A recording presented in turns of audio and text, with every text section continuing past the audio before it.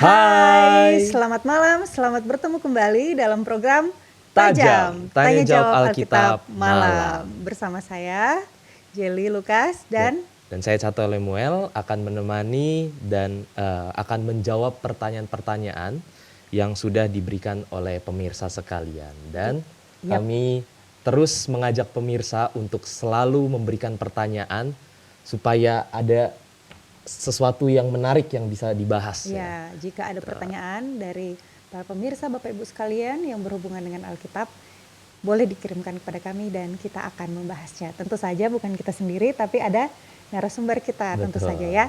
Dan oke, saat ini kita akan memulaikan akan program ini, tapi sebelum itu kita akan membacakan ayat tema kita dan juga nanti oleh Cato dan nanti saya yang akan pimpin dalam doa. Baik, ayat tema kita terdapat di dalam Ibrani 4 ayat yang ke-12. Sebab firman Allah hidup dan kuat dan lebih tajam daripada pedang bermata dua manapun. Ia menusuk amat dalam sampai memisahkan jiwa dan roh, sendi-sendi dan sumsum. Ia sanggup membedakan pertimbangan dan pikiran hati kita. Oke, mari kita sama-sama berdoa. Bapa kami yang bertata dalam kerajaan surga, saat ini ya Tuhan, kami memohon hikmat, kebijaksanaan surga boleh menjadi bagian kami.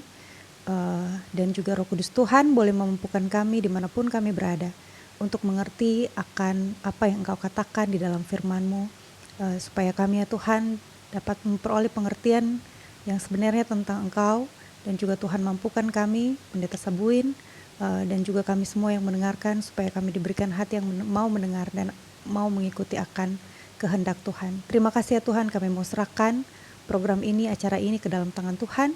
Dan di dalam nama Yesus kami berdoa dan mengucap syukur kepadamu. Amin. Amin.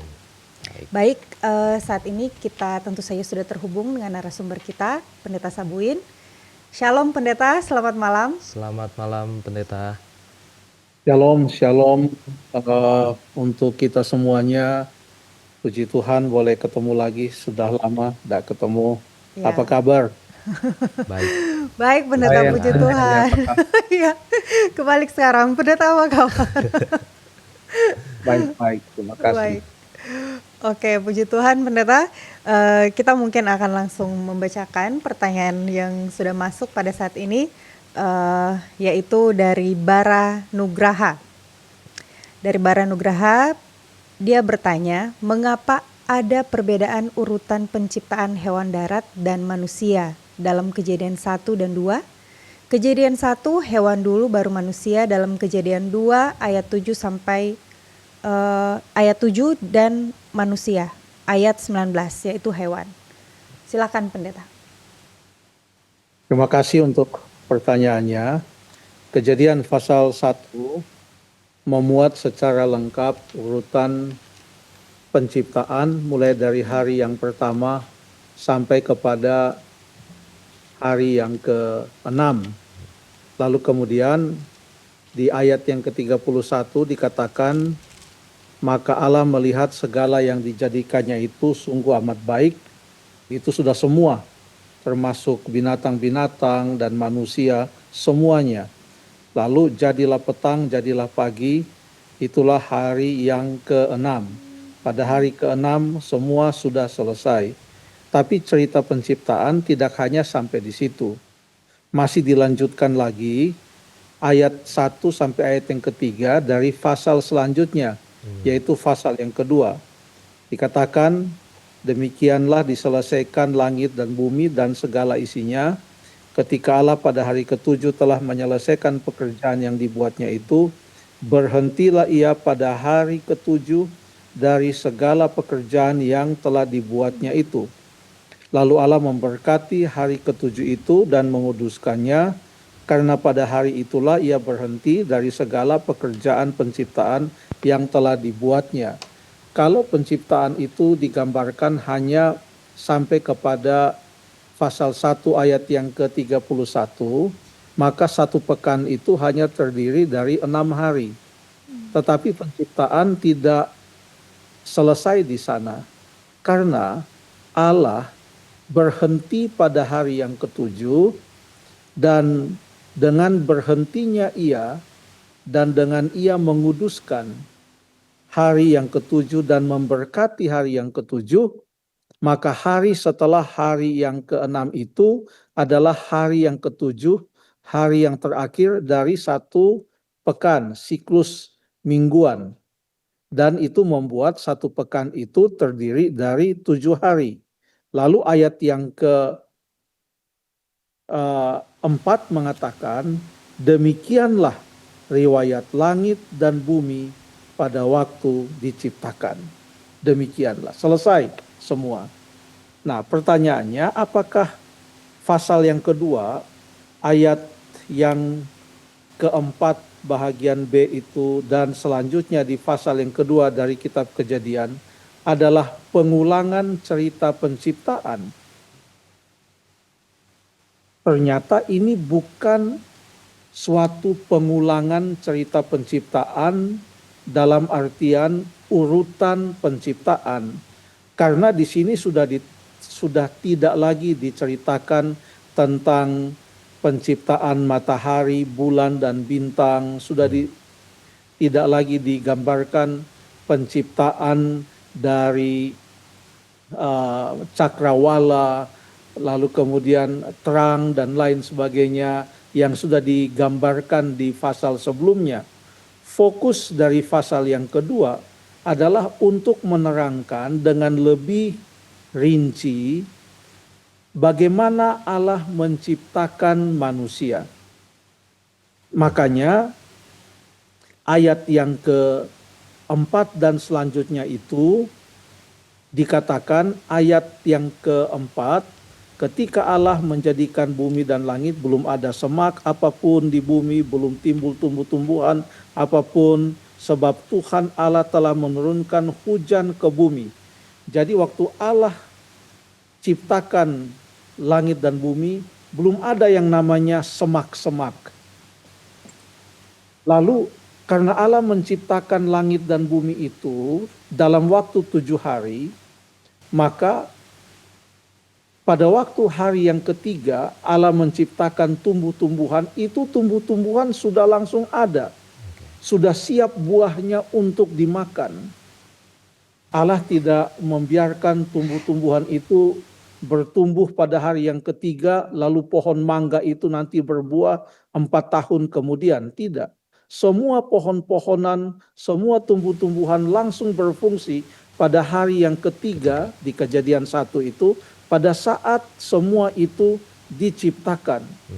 Lalu kemudian sekarang yang mau dijelaskan di pasal yang kedua, perhatikan ayat yang ke-6 mengatakan, ada kabut naik ke atas bumi dan membasahi seluruh permukaan bumi itu. Ketika itulah Tuhan Allah membentuk manusia itu dari debu tanah dan menghembuskan nafas hidup ke dalam hidungnya. Demikianlah manusia itu menjadi makhluk yang hidup. Ini ayat yang ke-7 tidak dijelaskan di Kejadian pasal 1. Karena di Kejadian pasal 1 ayat 26, 27 Alkitab hanya mengatakan maka Tuhan Allah menjadikan manusia. Bagaimana manusia itu diciptakan?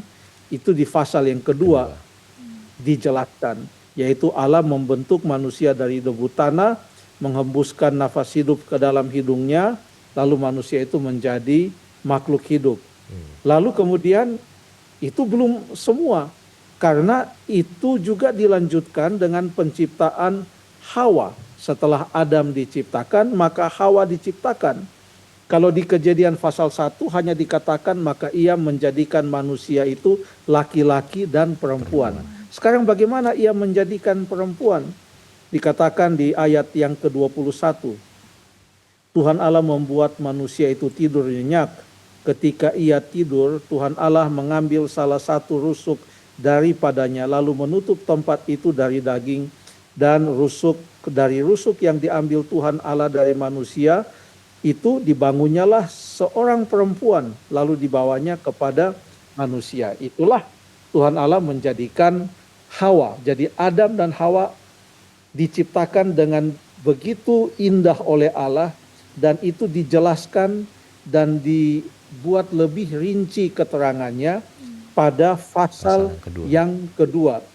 Nah, sebenarnya disebutkannya penciptaan binatang-binatang di pasal yang kedua itu bukan untuk pengulangan apa yang sudah dikatakan di pasal yang satu, tetapi sebagai pengantar bagaimana Allah membuat Adam itu sadar bahwa tidak baik kalau ia hidup seorang diri saja. Makanya di ayat yang ke-18 dikatakan, Tuhan Allah berfirman, tidak baik kalau manusia itu seorang diri saja, aku akan menjadikan penolong baginya yang sepadan dengan dia. Lalu binatang-binatang yang Tuhan sudah ciptakan itu dibuat untuk lewat di depan Adam, lalu Adam memberikan nama mereka satu persatu untuk menemukan bahwa ternyata baginya tidak ada seorang penolong yang sepadan. Semua binatang-binatang yang lewat itu berpasang-pasangan, sepadan semua. Tapi bagi dia tidak ada penolong yang sepadan.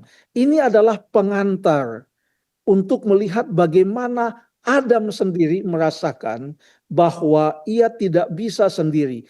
Tidak ada seorang penolong yang sepadan dengan dia. Pada saat dia merasakan bahwa tidak ada penolong yang sepadan dengan dia, pada saat itulah Allah bertindak, lalu kemudian sesuai dengan rencana Allah untuk menjadikan seorang penolong yang sepadan, manusia, laki-laki dan perempuan, maka Allah menjadikan Hawa dari rusuk Adam. Makanya di ayat yang ke-20 dikatakan, manusia memberi nama kepada segala ternak, burung-burung di udara, kepada segala binatang hutan, tetapi baginya sendiri ia tidak mempunyai penolong yang sepadan dengan dia. Dia menemukan tidak ada seorang penolong yang sepadan dengan dia. Dia sadar akan kebutuhannya, bahwa dia tidak bisa sendiri. Ada yang hilang, ada yang tidak lengkap, ada yang kurang. Lalu Allah menjadikan Hawa untuk Adam. Dengan demikian, menurut Kejadian pasal yang kedua, tetap yang dijadikan lebih dahulu adalah binatang-binatang, lalu kemudian barulah manusia. Terima kasih. Baik, terima kasih penjelasannya Pendeta. Jadi tadi kita sudah mendengarkannya, Ya. bahwa pasal yang kedua ini memang ditulis untuk kita bisa melihat lebih detail bagaimana sih Tuhan menciptakan manusia itu. Ya, betul sekali, Cato. Baik, kita mungkin lanjut ke pertanyaan yang kedua dari saudara atau saudari Kwena Amani. Di sini ditanyakan, apa perbedaan Sheol, Hades, Gehenna, Tartarus, terjemahan kata neraka dalam Alkitab? Apa sebenarnya neraka itu? Boleh dijawab Pendeta? Terima kasih. Kata Sheol itu dapat ditemukan di Alkitab Perjanjian Lama yang ditulis dalam bahasa Ibrani. Dan Sheol itu adalah menggambarkan kuburan, tempat orang mati, dunia orang mati, tempat yang gelap. Kalau Hades itu adalah bahasa Yunani untuk Sheol. Kalau Sheol adalah bahasa Ibrani, kalau diterjemahkan ke dalam bahasa Yunani, itu adalah Hades. Jadi Sheol itu kita hanya bisa temukan di Alkitab Ibrani, bahasa Ibrani Perjanjian Lama. Tapi kalau Hades itu kita hanya temukan di dalam Alkitab Perjanjian Baru, karena Alkitab Perjanjian Baru ditulis di dalam bahasa Yunani. Jadi orang yang sudah meninggal, baik itu orang yang benar maupun orang yang jahat, setelah mereka meninggal, ya mereka dikuburkan atau mereka sudah ada di dalam kuburan, atau mereka sudah tidak ada lagi di dalam dunia orang yang hidup. Itulah Sheol, itulah Hades yang menggambarkan tempat orang mati itu berada. Nah, bagaimana dengan Gehenna? Tartaros. Tartaros sebenarnya hanya ditemukan mungkin hanya satu kali. Nanti kita boleh lihat ayatnya di dalam perjanjian baru menggunakan istilah yang biasa digunakan oleh orang-orang Yunani pada zaman dahulu untuk menggambarkan suatu tempat yang gelap, gua-gua yang gelap, tapi digunakan istilah itu untuk menggambarkan suatu tempat hukuman juga. Gehenna itu biasa diterjemahkan sebagai neraka. Yang paling sering digunakan di dalam Alkitab Perjanjian Baru, paling tidak ada seperti mungkin 12 kali itu digunakan, dan hampir semua, mungkin 10 atau 11 kali kata Gehenna itu digunakan dalam Alkitab Perjanjian Baru untuk menggambarkan suatu tempat hukuman yang terakhir. Hukuman yang terakhir, itulah neraka. Hukuman yang terakhir. Di dalam beberapa edisi tajam, kita sudah pernah bahas tentang neraka. Sekarang coba kita lihat bagaimana Alkitab menggambarkan tentang neraka. Yesus menggambarkan atau menggunakan kata Gehenna ini beberapa kali.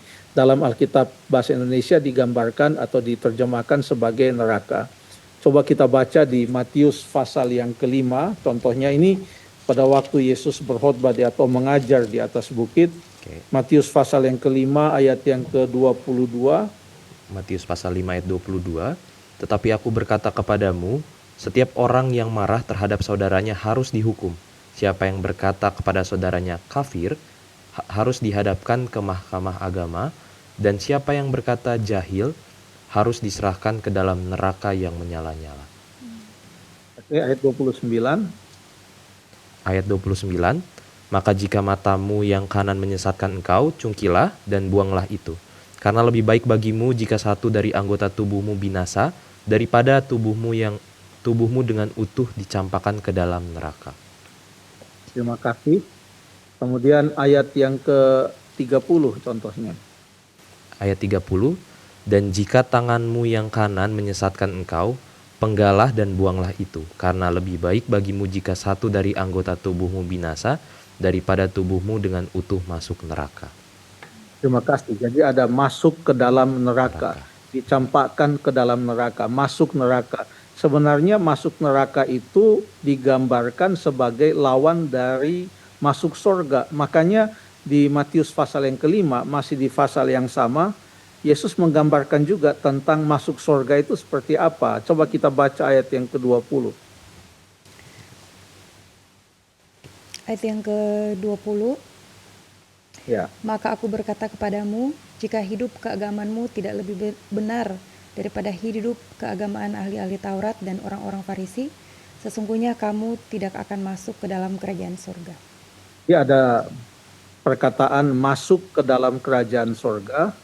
Lalu kemudian ada juga di ayat 30 masuk neraka. Jadi lawan dari masuk surga adalah masuk neraka. Hanya ada dua tempat.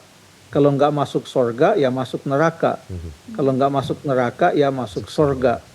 Jadi kalau surga itu adalah merupakan upah bagi orang-orang benar, itulah upah yang akhir.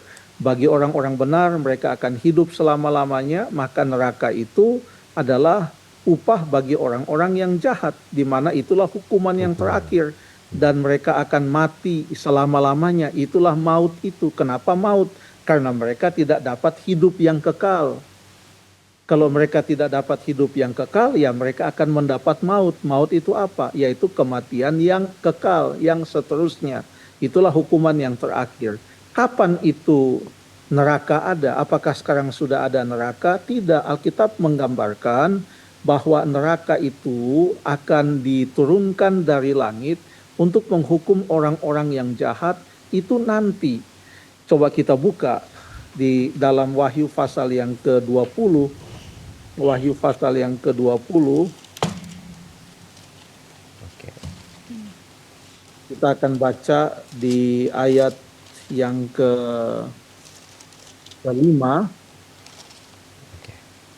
dan ayat yang ke-6. Oke. Wahyu 20 ayat ke-5. Ayat ke-5 dulu. Ya. Tetapi orang-orang mati yang lain tidak bangkit sebelum berakhir masa yang 1000 tahun itu. Inilah kebangkitan pertama. Ya, kebangkitan sebelum masa 1000 tahun itu disebut kebangkitan yang pertama. Ayat yang Oke. ke-6. Kebangkitan sebelum masa 1000 tahun itu disebut kebangkitan yang pertama. Siapa yang bangkit dalam kebangkitan yang pertama? Tolong baca ayat yang ke-6. Berbahagia dan kuduslah ia yang mendapat bagian dalam kebangkitan pertama itu. Terima kasih sampai di Ya. situ. Berbahagialah dan kuduslah ia yang mendapatkan bagian dalam kebangkitan yang pertama. Inilah kebangkitan orang-orang yang mati dalam Kristus. Mereka akan dibangkitkan pada waktu kedatangan Tuhan Yesus yang kedua kali. Ya, di bahagian Alkitab lainnya 1 Tesalonika 4 menggambarkan bahwa setelah mereka dibangkitkan, mereka akan diangkat ke dalam kerajaan sorga. Berarti sekarang mereka belum bangkit. Mereka masih mati.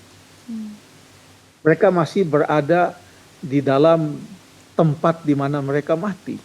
Entah dimanapun itu, dikubur, ada yang tidak ditemukan, dan lain sebagainya. Tetapi kalau mereka orang benar, pada waktu Tuhan Yesus datang pada kali yang kedua, mereka akan mendapat bahagian dalam kebangkitan yang pertama.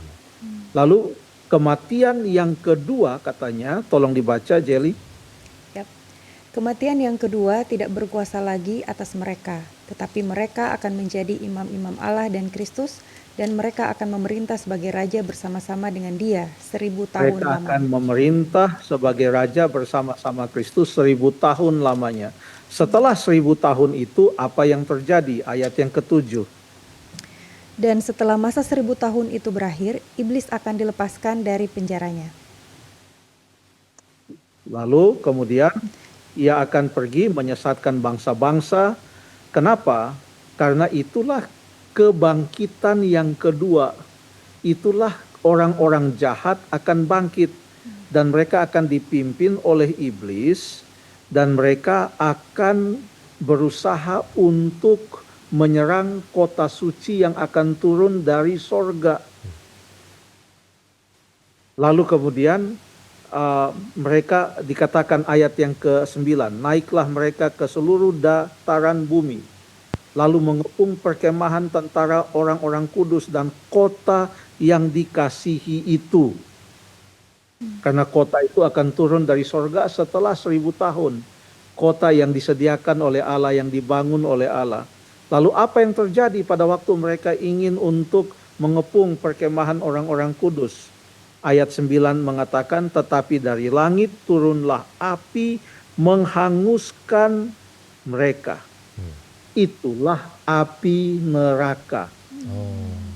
Api itu menghanguskan mereka. Jadi neraka itu belum ada sekarang.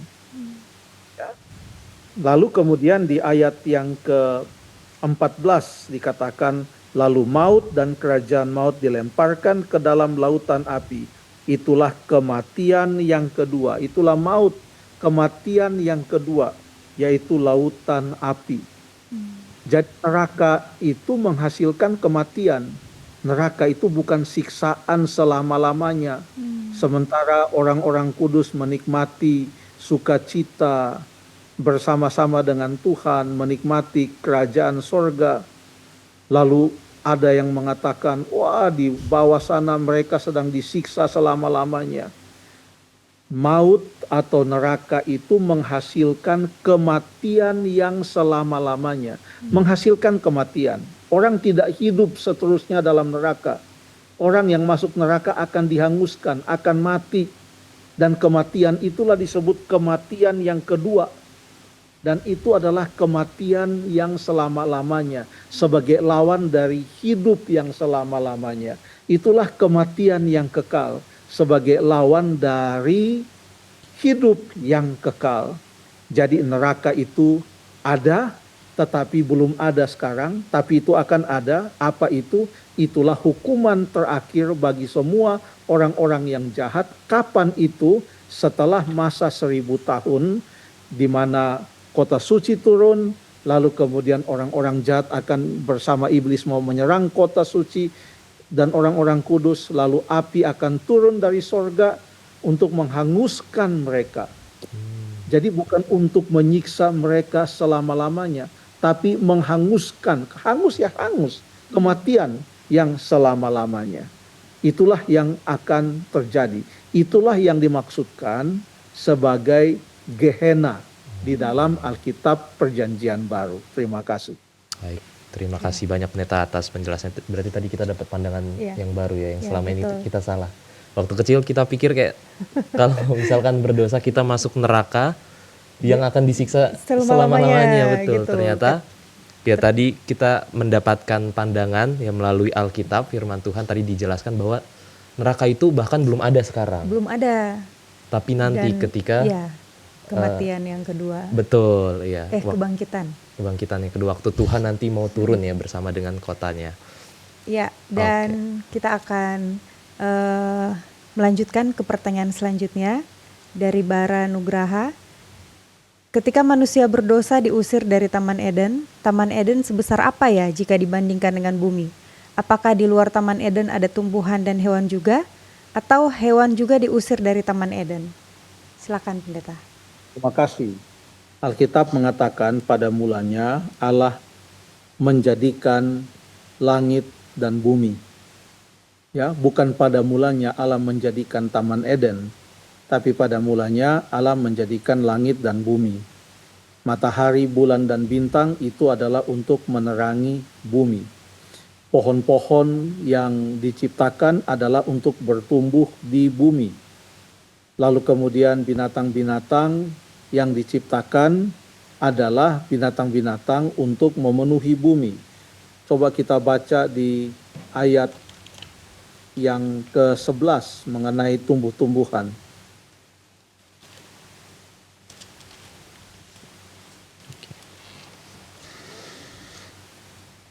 Pasal 1, Kejadian 1 saya baca, berfirmanlah Allah, hendaklah tanah menumbuhkan tunas-tunas muda, tumbuh-tumbuhan yang berbiji, segala jenis pohon, buah-buahan yang menghasilkan buah yang berbiji, supaya ada tumbuh-tumbuhan di bumi, bukan hanya di Taman Eden, tetapi di mana? Di bumi. Dan pada hari yang ketiga itu pun semua tanaman yang diciptakan semuanya bukan lagi masih bertumbuh untuk memakan waktu 4 tahun baru Adam dan Hawa bisa memakan buah pohon itu. Ingat di hari yang ke-6 pada waktu Adam dan Hawa sudah diciptakan, Tuhan Allah mengatakan semua buah pohon dalam taman ini boleh kamu makan buahnya. Artinya sudah ada, tidak tunggu lama-lama untuk berbuah. Ya. Semua buah pohon yang diciptakan Allah sudah ada untuk bisa dimakan buahnya, kecuali satu yang tidak boleh dimakan.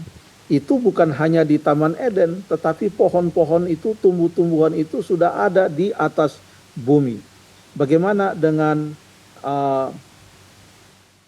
ayat yang ke-22? Kejadian 1 ayat 22. Lalu Allah memberkati semuanya itu, firman-Nya, berkembang biaklah dan bertambah banyaklah serta penuhilah air di dalam laut, dan hendaklah burung-burung di bumi bertambah banyak. Terima kasih. Demikian juga ayat yang ke-20, hendaklah dalam air berkeriapan makhluk yang hidup, dan hendaklah burung berterbangan di atas bumi, melintasi cakrawala. Jadi burung-burung itu bukan hanya terbang di atas Taman Eden, mereka terbang juga di atas bumi. Betul. Ya, mereka terbang juga di atas bumi. Lalu kenapa ada Taman Eden? Apa tujuan dari Taman Eden? Mari kita baca di ayat yang ke-8, pasal yang kedua, Kejadian 2 ayat yang ke-8. Selanjutnya Tuhan Allah membuat Taman Eden di sebelah timur, disitulah ditempatkannya manusia yang dibentuknya itu. Ya, jadi Taman Eden itu dibuat sebagai istananya Adam dan Hawa sebenarnya. Itulah rumah mereka. Itulah rumah mereka. Selanjutnya Tuhan Allah membuat taman di Eden, di sebelah timur. Disitulah ditempatkannya manusia yang dibentuknya itu, ya. Jadi taman ini adalah suatu tempat yang khusus. Suatu tempat yang khusus, dan ini adalah tempat yang istimewa, dan buah pohon kehidupan itu, kalau kita baca ayat yang ke-9, Tuhan Allah menumbuhkan berbagai-bagai pohon dari bumi yang menarik dan yang baik untuk dimakan buahnya. Itu sudah terjadi di hari yang ketiga. Lalu, dan pohon kehidupan di tengah-tengah taman itu. Hanya ada satu pohon kehidupan, yaitu di dalam Taman Eden. Di luar Taman Eden tidak ada pohon kehidupan. Tapi di luar Taman Eden ada berbagai-bagai pohon yang Allah tumbuhkan di atas bumi.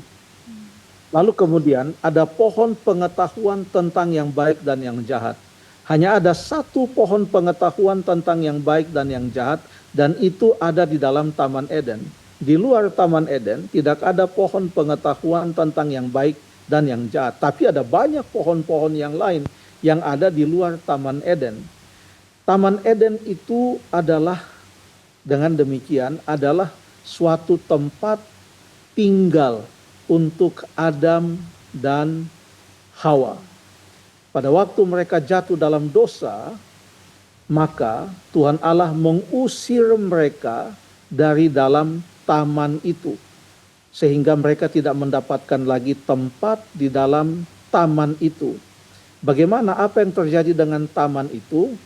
Alkitab tidak menggambarkan secara rinci tentang apa yang terjadi pada taman itu, tetapi dengan dikeluarkannya manusia dari dalam Taman Eden, itu Alkitab mau mengatakan bahwa Taman Eden tidak boleh dikotori oleh dosa. Ini sama seperti cerita yang diilustrasikan dalam Yesaya pasal yang ke-14 ayat 12 sampai ayat yang ke-14 tentang Lucifer yang berada di sorga, lalu ia memberontak kepada Tuhan Allah, lalu kemudian ia dilemparkan ke bumi. Kenapa? Karena di sorga tidak boleh ada dosa. Makanya ia dilemparkan ke bumi. Konsep yang sama juga dengan Taman Eden. Kenapa Adam dan Hawa dikeluarkan dari dalam Taman Eden? Karena dalam Taman Eden tidak boleh ada dosa. Itulah taman Allah, tempat tinggal mereka. Ini menggambarkan kepada kita bahwa kita punya tempat di atas dunia yang berdosa ini tidak akan seterusnya demikian, karena Allah sudah mempunyai tempat bagi kita di mana tidak ada dosa. Kita akan hidup selama-lamanya. Makanya di dalam Wahyu pasal yang ke-21 ayat yang ke-24 digambarkan di sana tentang tempat yang akan menjadi tempat tinggal kita untuk selama-lamanya. Saya akan baca ini ayat yang ketiga dan ayat yang keempat. Lalu aku mendengar suara yang nyaring dari takhta itu berkata, lihat kemah Allah ada di tengah-tengah manusia, dan ia akan diam bersama-sama dengan mereka. Ya, mereka akan menjadi umatnya dan ia akan menjadi Allah mereka. Ia akan menghapus segala air mata dari mata mereka. Maut tidak akan ada lagi, tidak akan ada lagi perkabungan atau ratap tangis atau duka cita, sebab segala yang lama itu telah berlalu. Alkitab juga berkata dalam Yohanes 14 ayat 1 sampai ayat yang ketiga, Yesus berjanji ia akan datang kembali untuk membawa kita ke tempatnya, supaya di tempat di mana ia berada, kita pun berada. Allah akan menciptakan suatu dunia yang baru, yang tidak ada dosa, tempat orang-orang yang benar, orang-orang yang setia akan masuk ke sana dan tinggal bersama-sama dengan dia selama-lamanya. Di dalam ayat yang kelima dikatakan, Wahyu 21, ia yang duduk di atas takhta itu berkata, lihatlah aku menjadikan segala sesuatu baru. Jadi ada harapan bagi kita untuk berada di dalam kerajaan sorga. Ada harapan bagi kita untuk melihat seperti apa Taman Eden, Taman Firdaus itu. taman yang tidak boleh ada dosa di dalamnya. Bagaimana atau masih ada kesempatan atau pengharapan bagi kita untuk berada di dalam suatu tempat di mana dosa tidak diizinkan berada di sana. Itulah sorga, itulah Firdaus, itulah rumah Bapa, itulah kerajaan sorga, itulah kota suci yang Allah sediakan bagi umat-umatnya. Alkitab memberikan gambaran di berbagai bahagian Alkitab tentang tempat atau kota yang dibangun oleh Allah sendiri, di mana tidak ada lagi dosa, di mana tidak ada lagi maut, tidak ada lagi sakit penyakit, tidak ada lagi penderitaan, tidak akan ada lagi kejahatan. Disitulah kita akan hidup bersama-sama dengan Tuhan untuk selama-lamanya. Jadi, menanggapi pertanyaan Saudara Bara Nugraha, betul di luar Taman Eden ada tumbuhan dan ada hewan juga. Tetapi hewan dan tumbuhan yang ada di dalam Taman Eden tidak diusir keluar dari taman itu. Alkitab berkata dalam Kejadian pasal yang ketiga, Kejadian pasal yang ketiga, kita akan baca ayat yang ke-23.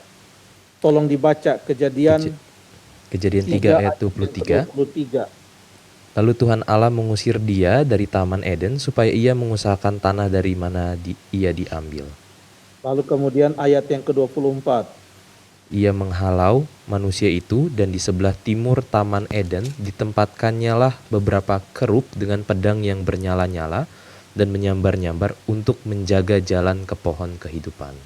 Jadi siapa yang diusir? Manusia, Adam dan Hawa. Hanya manusia. Binatang-binatang tidak diusir dari dalam Taman Eden. Manusia yang diusir. Dan Alkitab sangat jelas. Taman itu tetap menjadi taman Allah, taman yang kudus. Sama seperti sorga adalah rumah Allah, rumah yang kudus. Kita rindu untuk pergi ke sana. Sekarang kita masih ada di dunia yang berdosa ini. Mari kita setia sampai kepada kedatangan Tuhan Yesus yang kedua kali. Terima kasih. Amin. Terima kasih Pendeta untuk penjelasannya. Mungkin kita lanjut lagi ya ke pertanyaan berikutnya. Dari Saudara Wawa dari Purbalingga. Di sini ditanyakan, Pendeta, ada anggapan Yohanes pasal 21 ditambahkan setelah Yohanes meninggal. Karena dalam Yohanes 20 sepertinya Yohanes sudah menutup tulisannya. Tapi tiba-tiba ada pasal 21 dan di ayat 24 seseorang bersaksi tentang Yohanes. Dialah murid yang memberi kesaksian tentang semuanya ini. Siapa yang menulis ayat itu? Apakah benar Yohanes 21 ditulis oleh orang lain? Boleh dijawab. Terima kasih Saudara Wawa dari Purbalingga. Betul, ada tanggapan seperti itu. Bahwa Yohanes pasal yang ke-21 itu ditulis oleh orang lain. Karena di ayat yang ke-24 dari pasal 21 mengatakan, dialah murid yang memberikan kesaksian tentang semuanya ini dan yang telah menuliskannya, dan kita tahu bahwa kesaksiannya itu benar. Seakan-akan berbicara tentang orang yang ketiga. Oh, dialah yang menulis atau dialah yang memberikan kesaksian tentang semuanya ini. Tapi perhatikan ayat 24 mengatakan, dialah murid yang memberikan kesaksian tentang semuanya ini dan yang telah menuliskannya. Jadi siapa yang menulis pasal yang ke-21? Yaitu murid yang memberikan kesaksian adalah murid yang sama yang menuliskan semuanya yang ada di dalam Injil Yohanes, termasuk di dalam Injil Yohanes pasal yang ke-21. Kenapa menggunakan istilah orang ketiga? Penulis Injil Yohanes, yaitu Yohanes yang kekasih, sangat konsisten. Dia tidak pernah mengatakan saya Yohanes. Dia selalu menggunakan istilah atau penggunaan petunjuk orang yang ketiga. Contohnya ayat yang ke-20. Ketika Petrus berpaling, ia melihat bahwa murid yang dikasihi Yesus sedang mengikuti mereka. Ya, murid yang dikasihi Yesus sedang mengikuti mereka, yaitu murid yang pada waktu mereka sedang makan bersama, duduk dekat Yesus dan berkata, Tuhan, siapakah dia yang akan menyerahkan engkau? Siapa murid ini? Murid yang duduk bersama Yesus lalu yang bertanya, siapa yang menyerahkan engkau? Mari kita buka, kapan itu terjadi? Kita buka di Yohanes pasal yang ke-13. Yohanes. Yohanes pasal yang ke-13.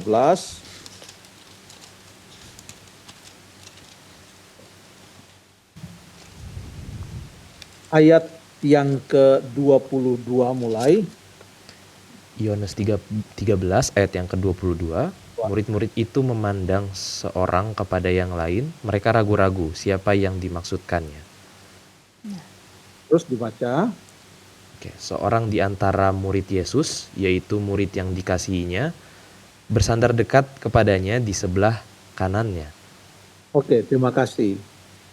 Yohanes tidak mengatakan saya yang dikasihi Yesus lagi duduk dekat Yesus. Tidak, dia menggunakan petunjuk orang ketiga. Ya, menggunakan dia atau orang yang ketiga. Dikatakan seorang di antara murid Yesus, yakni murid yang dikasihinya, bersandar dekatnya di sebelah kanannya. Kepada murid itu tidak dikatakan kepada saya, tidak. Kepada murid itu Simon Petrus memberi isyarat dan berkata, tanyalah siapa yang dimaksudkan. Lalu murid yang duduk dekat Yesus itu berpaling dan berkata, Tuhan, siapakah dia? Jawab Yesus. Lalu selanjutnya, jadi Yohanes dari awal secara konsisten, kalau ia mau menyebutkan tentang dirinya di dalam cerita yang ada dalam Yohanes, dia selalu menggunakan murid itu. Murid yang dikasihi Yesus itu. Dia tidak pernah mengatakan saya. Tapi selalu dia, murid yang dikasihi Yesus itu. Begitu datang ke cerita di Yohanes pasal yang ke-31. Yohanes pasal yang ke-31. Dikatakan di sana. Yohanes 21 maksud saya. Yohanes 21. Ayat yang ke-20 ini menerangkan kembali apa yang baru kita baca tadi di Yohanes pasal 14. Ketika Petrus berpaling, ia melihat bahwa murid yang dikasihi Yesus itu sedang mengikuti mereka. Siapa dia? Itulah murid yang diterangkan di Yohanes pasal 13 dan 14 tadi. Yohanes pasal 13 khususnya. Yaitu murid yang pada waktu mereka sedang makan bersama, duduk dekat Yesus dan berkata, Tuhan, siapakah dia? Pertanyaannya, apakah konsisten atau tidak? Konsisten. Betul. Sangat konsisten karena si penulis Injil Yohanes, yaitu Rasul Yohanes, Yohanes yang kekasih, murid Yesus itu, selalu menggambarkan dirinya tidak dengan menggunakan kata orang pertama. Maka Petrus berkata kepadaku, dan aku menjawab Petrus, tidak. Petrus memberikan isyarat kepada murid itu, murid yang dikasihi Yesus, yang duduk bersama-sama dekat dengan Yesus. Lalu di pasal 21 ayat yang ke-20, itulah murid yang memberikan cerita ini. Dia bukan hanya memberikan kesaksian, tapi dia juga apa? Dia juga yang menulis. Kita baca lagi ayat yang ke-24. Ayat yang ke-24. Dialah murid baca lagi ayat 24 ya. Dialah murid yang memberi kesaksian tentang semuanya ini dan yang telah menuliskannya, dan kita tahu bahwa kesaksiannya itu benar. Terima kasih. Jadi siapa yang menulis? Yohanes itu yaitu sendiri. Orang yang sama yang memberikan kesaksian. Iya. Jadi bukan ada yang memberikan kesaksian lalu ada orang lain yang menuliskan yang disaksikan orang tersebut. Ini satu orang. Dia yang memberikan kesaksian dan dia juga yang apa? Yang menuliskan apa yang ia saksikan tersebut. Ya. Terima kasih. Baik, terima kasih pendeta. Oke, pendeta, terima kasih untuk jawabannya. Sudah jelas, ya. Ya. Kita ke pertanyaan selanjutnya dari adik Kirei. Dia bertanya, mau tanya Pak Pendeta, apakah hewan merasakan akibat dosa karena kejatuhan manusia? Kalau iya, kenapa mereka harus merasakannya? Kan mereka nggak bisa berpikiran seperti manusia. Silakan pendeta. Menariknya. Terima kasih.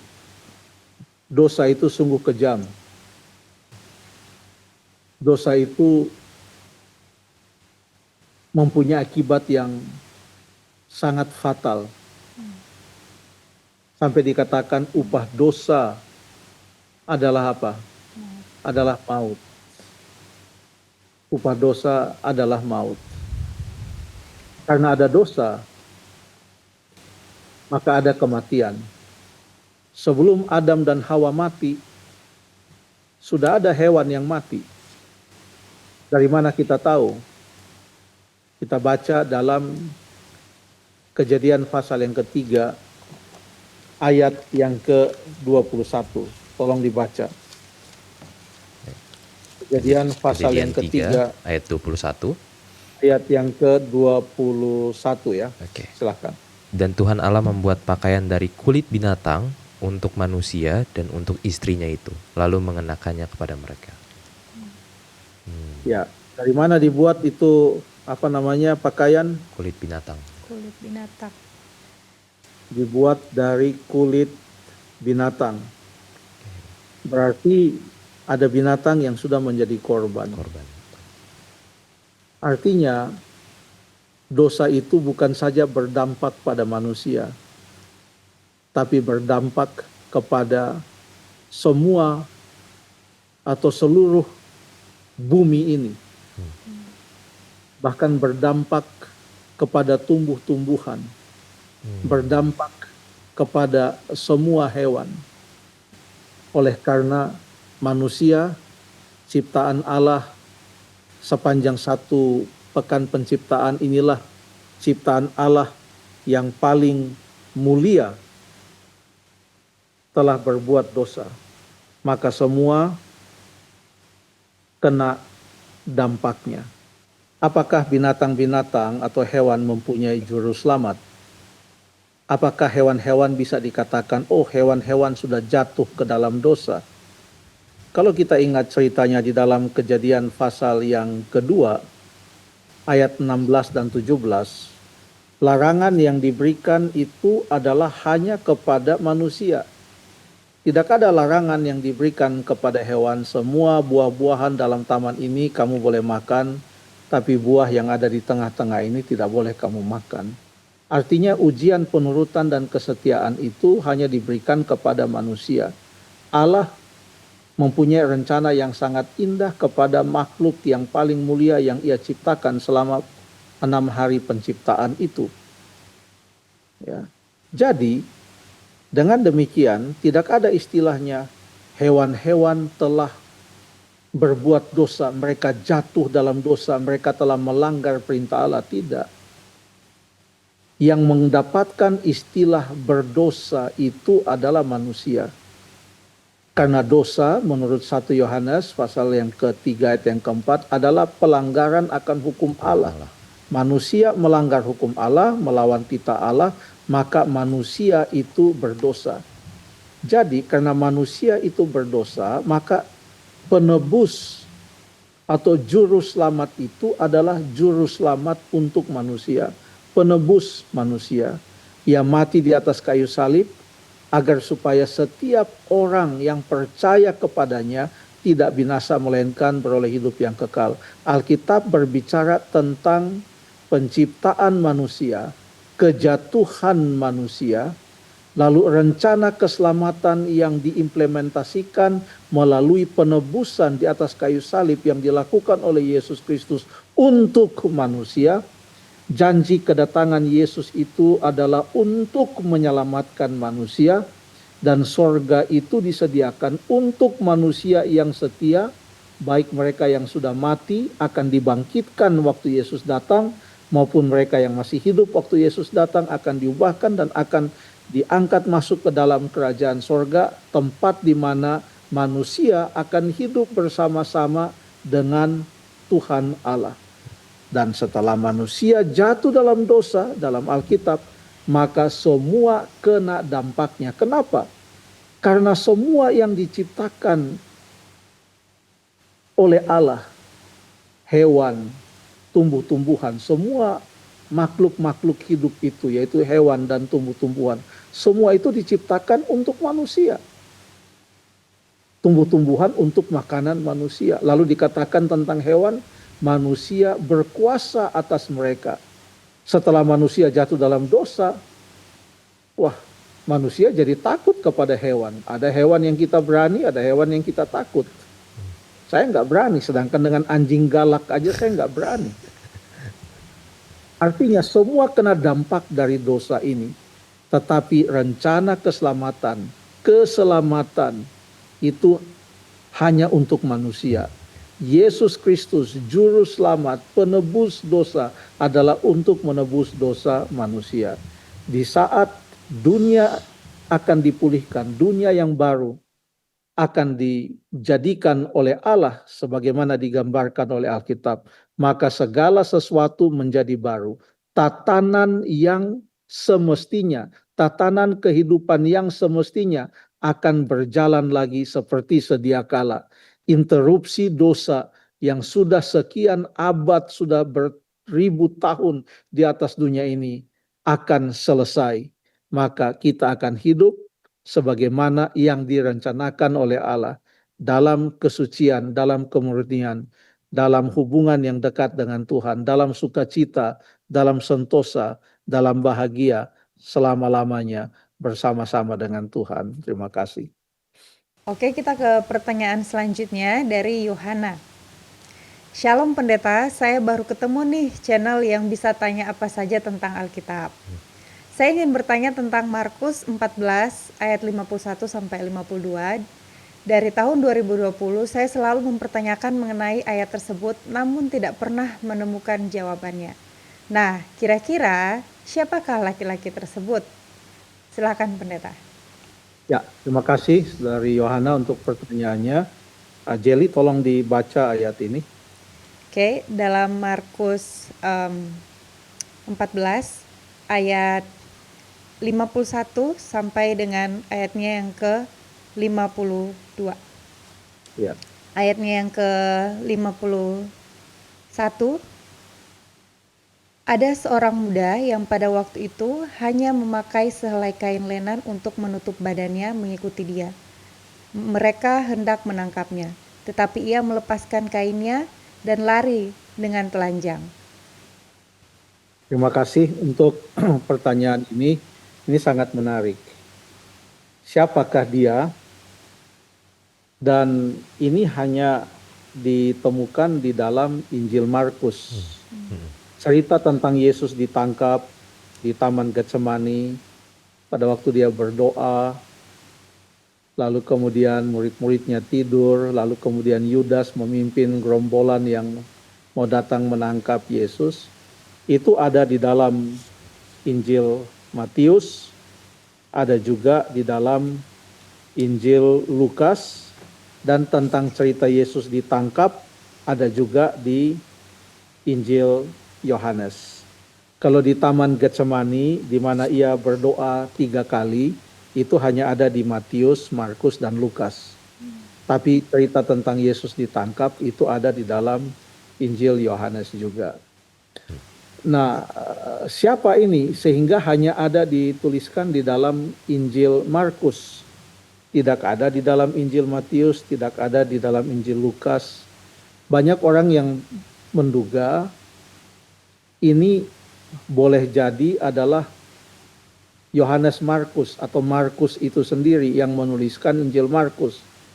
Karena dia yang menuliskan Injil Markus, dia lebih tahu tentang apa yang terjadi dengan dirinya, dan dia ikut sertakan di sana tanpa menyebut namanya. Ya. Tetapi itu adalah dugaan berdasarkan kemungkinan-kemungkinan. Sebenarnya yang paling aman adalah kita katakan, ya, kita tidak tahu siapa dia.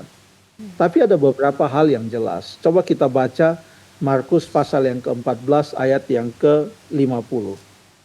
Markus 14 ayat 50, lalu semua murid itu meninggalkan dia dan melarikan diri. Jadi semua murid itu meninggalkan dia, lalu kemudian melarikan diri. Coba perhatikan, apa perbedaan ayat 50 dengan ayat yang ke-51. Kalau Ayat 50 50 mengatakan semua murid meninggalkan. Tapi ada seorang muda yang hanya mengenakan kain lenan menutupi badannya, mengikuti dia. Semua meninggalkan, tapi orang muda ini mengikuti Yesus. Oke. Paling tidak ada satu kesimpulan di sini yang bisa kita lihat, yaitu pasti orang muda ini bukan salah satu dari 11 murid Yesus. Sudahlah, tidak usah hitung Yudas. Karena Yudas yang datang tangkap Yesus. Iya. Tapi ada 11 murid yang lain. Sudah pasti orang muda ini bukanlah salah satu dari 11 murid Yesus. Karena Alkitab mengatakan semua mereka melarikan diri pada saat Yesus ditangkap. Walaupun kemudian Yohanes bisa masuk terus sampai ke tempat Pilatus dan dia bahkan ada di dekat salib Yesus.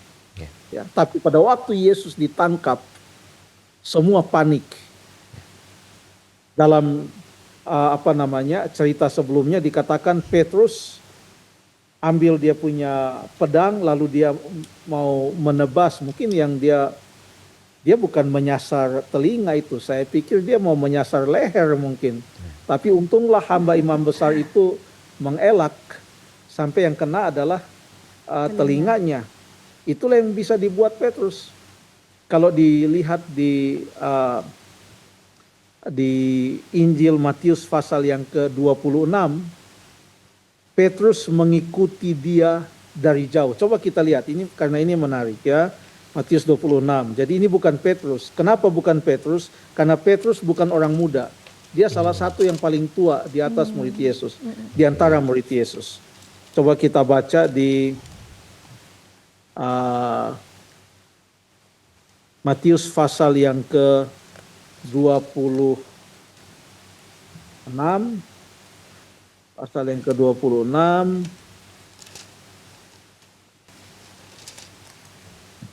Kita cari ayatnya, ayat yang ke-56. Tolong dibaca ayat yang ke-56. Oke, Matius 26 ayat yang ke-56. Ya, Akan ya. tetapi semua ini terjadi supaya genap yang ada tertulis dalam kitab nabi-nabi. Lalu semua murid itu meninggalkan dia dan melarikan diri. Oke. Terima kasih. Semua murid-murid itu meninggalkan dia, melarikan diri, meninggalkan dia. Ada satu ayat yang mengatakan bahwa Petrus itu tetap mengikuti dia, tetapi dia mengikuti dari jauh, dari jauh. Baca ayat 58, ayat 58. Ayat 58, dan Petrus mengikuti dia dari jauh sampai ke halaman imam besar, dan setelah masuk ke dalam, ia duduk di antara pengawal-pengawal untuk melihat kesudahan perkara itu. Ya, dia mengikuti Yesus dari jauh. Yang kemudian dia bukan orang muda, dia sudah tua. Lalu kemudian dia ikut terus sampai kepada tempat di mana Yesus diadili. Ada ceritanya sampai Yohanes mau membuat dia supaya bisa masuk. Ya, dia ngomong dengan pengawal, lalu kemudian Petrus bisa masuk, Petrus menyangkal. Jadi orang muda yang di Markus 14 ayat 51 dan ayat 52 ini sudah pasti bukan salah satu dari 11 murid Yesus. Siapakah dia? Alkitab tidak kasih tahu namanya. Siapakah dia? Keterangannya hanya ada di dalam Injil Markus. Hanya itu yang Alkitab katakan. Tidak ada keterangan lain yang bisa memberikan petunjuk siapa namanya. Ya. Siapa namanya kita tidak tahu. Kalaupun orang katakan ini adalah Markus yang menulis Injil Markus, itu adalah dugaan berdasarkan beberapa kemungkinan. Tetapi kalau bicara tentang Alkitab, dia tidak disebutkan namanya. Terima kasih. Baik, terima kasih Pendeta untuk jawabannya. Semoga Ibu Yohana atau Saudari Yohana yang menanyakan pada saat ini boleh mendapatkan ya jawaban. Karena memang begitulah yang dikatakan Alkitab seperti yang sudah pendeta jelaskan. Baik pendeta, demikian pertanyaan terakhir kita ya. Mengingat waktu itu adalah pertanyaan terakhir kita, dan untuk Bapak Ibu sekalian yang mungkin sudah mengirimkan pertanyaannya dan belum dijawab, jangan khawatir. Kita akan menjawabnya dalam program Tajam di episode-episode mendatang. Untuk itu mohon terus disaksikan, dan kami juga tentu saja mengajak para pembelajar Alkitab dimanapun Anda berada yang mungkin baru menemukan channel ini atau sudah selalu setia dengan channel ini, kalian bisa mengirimkan pertanyaan-pertanyaan yang berhubungan dengan Alkitab di nomor call center Hope Channel Indonesia, atau juga di dalam video atau di live kolom chat, di kolom chat, semua kolom program komentar. Hope Channel Indonesia. Ya, kalian bisa menanyakan pertanyaan kalian sehubungan dengan Alkitab di situ. Dan oke, kita akan menutup ya program Tajam kita malam hari ini dengan doa, dan pada saat ini kami minta kesediaan pendeta untuk mendoakan. Mari berdoa. Bapa di sorga, terima kasih karena kami boleh mendapat kesempatan belajar firman Tuhan bersama-sama. Dengan semangatnya kami mempelajari firman-Mu, bisa saja ada kata-kata yang hilaf, salah ucap, dan lain sebagainya. Kami berdoa Tuhan akan lengkapi pemahaman kami oleh kuasa Roh Kudus-Mu. Ajarlah kami untuk selalu mencintai firman-Mu dan rela untuk mengikuti firman-Mu. Terima kasih ya Bapa, inilah doa kami. Ampunilah dosa-dosa kami ya Bapa, dalam nama Tuhan Yesus kami berdoa. Amin. Amin. Baik, kami ucapkan terima kasih banyak kepada Pendeta Sabuin ya, telah memberikan jawaban dan pencerahan kepada kita, kepada semua pemirsa. Biarlah kiranya itu boleh menjadi berkat ya bagi para pemirsa dan bagi kita juga. Oke, kami juga berterima kasih ya untuk para pemirsa, saudara-saudara sekalian yang sudah menyaksikan program ini. Dan sekali lagi kami terus mengundang saudara-saudara sekalian jika memiliki pertanyaan untuk bisa mengirimkan kepada kami sehubungan dengan Alkitab, dan kita akan bahas di sini, kita akan pelajari secara bersama-sama. Dan demikianlah program kita pada malam hari ini sudah selesai. Kita akan bertemu kembali dalam program Tajam. Tanya jawab Alkitab malam.